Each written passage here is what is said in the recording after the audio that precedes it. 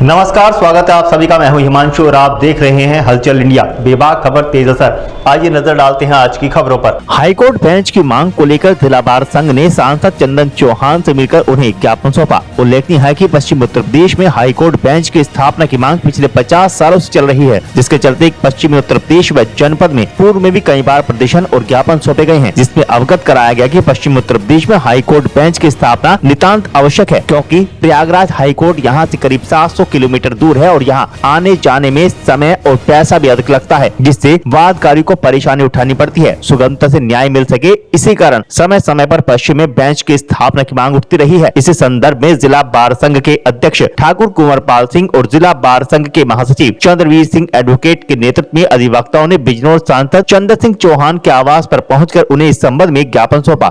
ये high court bench की जो मांग है, ये 50 साल से पुरानी मांग है।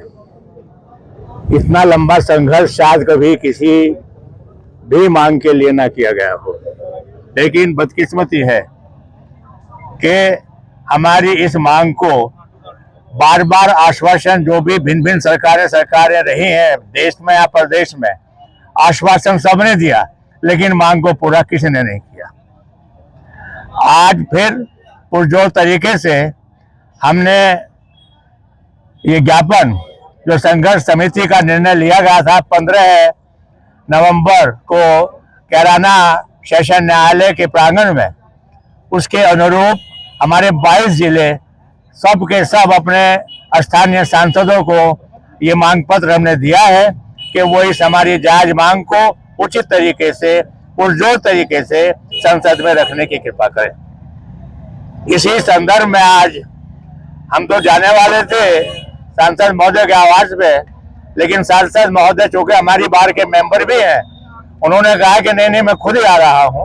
वो यहाँ आए हैं, हमने उनको ज्ञापन दिया है और उन्होंने हमारे ज्ञापन के अनुरूप आश्वासन हमको दिया है कि वो पुरजोर तरीके से हमारी इस मांग को पार्लियामेंट में रखेंगे। ठीक है जी। बार एसोसिएशन मुजफ्फरनगर द्वारा आज एक ज्ञापन दिया गया है और बहुत अधिकार के साथ एक जायज मांग, जो पुरानी मांग सन 1981 की है, हाईकोर्ट बेंच की मांग, उसकी मांग की गई है।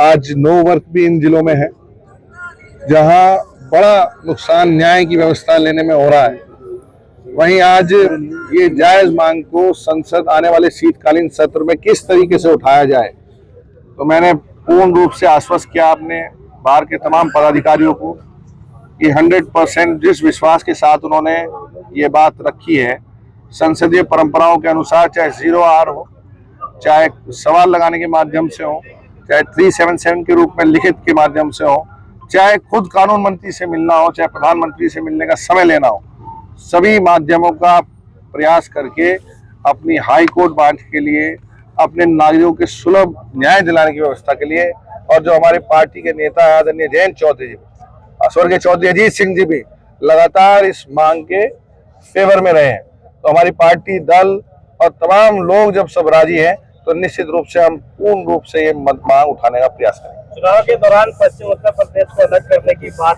मांग भी चली थी, चुनाव हो गया, दोनों जगह बीजेपी की सरकार है, क्या कमी हो रही है? आज बेंच की मांग की बात है, और जहां बेंच की मांग, ये जायज मांग सन 1981 जब आप और हम पैदा भी नहीं हुए थे, जब से मांग है, तो जहां हमारे बुजुर्गों का पसीना लगा हुआ है इस बेंच के लिए, और हाईकोर्ट बेंच की एक इंफ्रास्ट्रक्चर डेवलप होगा, तो जो बात आपने कही है, चाहे वो जब हो, पर अगर ये बेंच बन जाए तो ये उसमें ही मदद करने का काम करेगा।